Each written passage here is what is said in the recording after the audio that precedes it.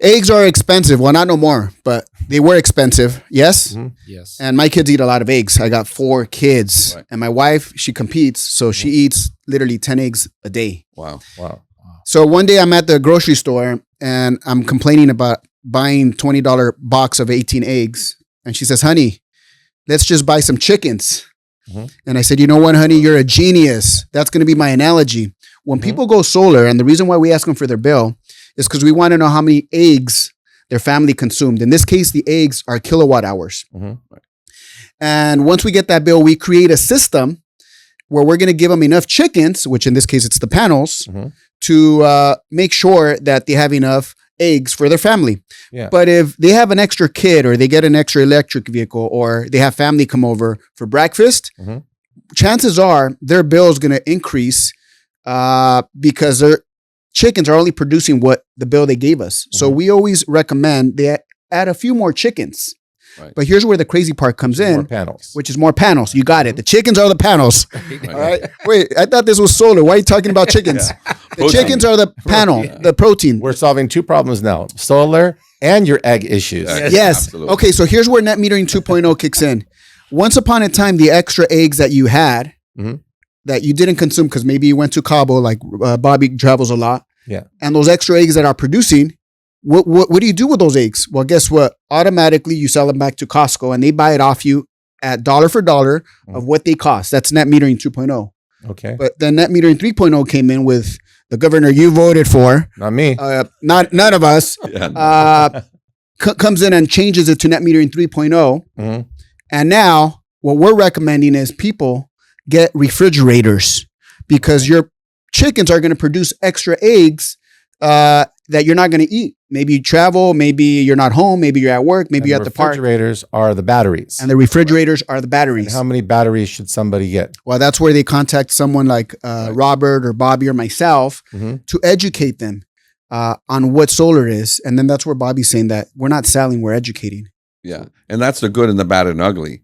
Because again, there are those bad apples that will give you a big system. Say you need 30 panels, 30 eggs, what have you, for the month, for the year. 30 chickens. 30 chickens, to produce the eggs. To produce eggs, which is kilowatt hours, Right. So those individuals are there only to gain a commission or a check, but they don't pair your battery size correctly to the system that you need. Remember, if your refrigerator only holds 5 eggs, but the chickens are producing 20, that's not a good balance in what you really need. For sure. So the battery has to match in accordance to what you're producing. So that's why the utility bill is so important. Your habits are important. Do you work at home? Do you work, elsewhere where you're not home from 9 to 6? Do you charge your car during the day? Do you charge your car at night? All of this matters because the battery has to match the production and your lifestyle. And that's when we'll be able to tell you if you are going to eliminate that bill or not. Now, with the batteries today, net metering 3.0, right, and the panels and doing it properly, correct, is the level of savings people can see today similar to what they could see, say, 5 years ago? Right. So the difference between NEM 2.0 and 3.0, it's still beneficial to go solar. Okay. Because the ROI, return on investment, how long it took you when you purchased it, was about 5 to 6 years, depending on the loan, maybe 7. Now that's been extended to either 7, 8, or 9 years. So imagine, so in 9 years. And what's the reason for that? Because of the battery. Because of the battery. You got to buy a refrigerator now. Right. Because that wasn't part of what your solar system needed. But the benefit of having a battery is now you have backup with all the fires, with all the outages, and it's getting worse. It's not, nothing's getting better. Right. More fires in different areas. So the batteries were able to protect you and your family when there is an outage. Remember, you have a battery, the lights can go out. You can have a blackout, brownout for a whole week when the sun never calls in sick.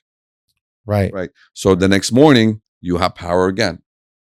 Every morning, you'll have power, and the battery retains the power what you use in the evening. So in a way, that battery is like an insurance policy to just in case you have power outages. Correct. And that's the big savings through the battery, because you don't want to send anything to the utility. Yeah. You And I- remember Leave This World Behind?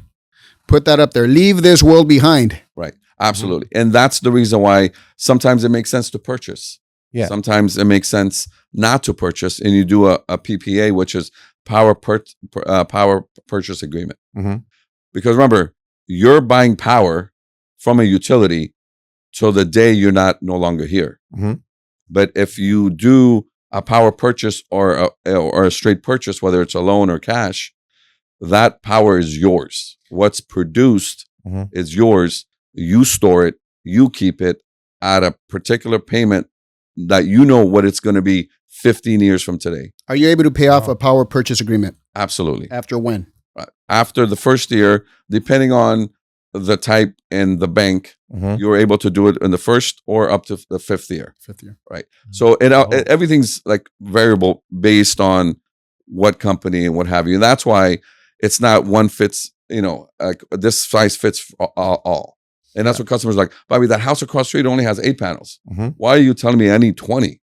Because of your habits and the utility that you use during the kilowatt hours every single month, every single year. And does it affect how many panels you get or how many chickens you get for your solar system based on how much roof space you have and the direction that your roof is facing? Absolutely. And that's where a professional comes in Mhm. and puts the panels in the right area. Therefore, your production is the highest. And You is know. there ever a time where if they didn't have the roof space, they could put it someplace else on If their they don't property? have the roof space, well, that's another reason why a seasoned consultant or advisor, not a salesperson, because we're not selling anything. Mhm.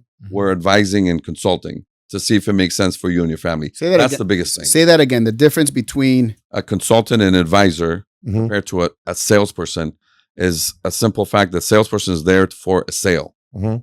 right? Right. Once they make a sale, you're probably not going to hear from them. That's another big downfall where you finally get the salesperson gets a sale and you have no idea what's happening with your project. if you're new in the industry or really in any business, what he just shared is gold. That's a big distinction. Right. Mhm. Are you a salesperson or are you an advisor or a Consultant. consultant? Mhm. That cares if it makes sense for you and your family, and then you're the boss. You decide what's best for your family. I don't know that he consumes 15 eggs a week or a day. Mhm. My wife. Right? Your wife. Yeah. So it's a big thing. So only Edgar's going to know if this solar system and this, system period is going to make sense for him and his family. Yeah. As So a salesperson, you're going to shove it down his throat because you want that commission at the end of the day. As an advisor consultant, someone that cares is going to need him to make that decision for himself. So let's say that I'm one of the people watching this. And of course, I've known you guys for 20 years. Right. And I trust you as friends and consultants who are going to educate me. Right. What makes what you do, what you offer, what makes it better to go through you? What do you guys offer for people out there that want to talk to you guys about solar? Yeah, great question. I mean, the first thing comes, and Robert knows firsthand, Mhm. Edgar knows yourself, that the care is there. Mhm. Right? We care to make sure that, because I put myself in your shoes, and I would want for you to tell me or me to tell you this bill is eliminated, and then you get your bill and now you're having a bill. Mhm. That's the bad and the good and the ugly, because like, oh my God, I went solar, I'm getting a bill. Mhm. Well, there's reasons. Either it wasn't done correctly and sized correctly. They didn't give him enough chickens Right. for the They got appetite of chickens. the family. Exactly. They didn't do the right battery size for that system size. Mhm.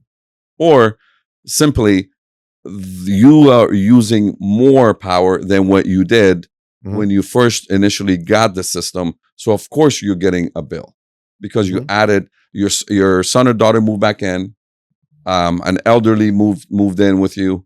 You got an electric car, or you had an electric car. Your wife or daughter or kids got a second electric car. Mhm. You added a pool. You added a sauna. You added another bedroom. All that makes. Or maybe a they difference. plan to turn on the air conditioning. Or you all of a sudden because you went An extra solar. hour a day. Absolutely. Great point, Edgar. Because some of these homeowners do not turn on the air conditioning. So Mhm. now they have solar. They think it's all you can eat buffet.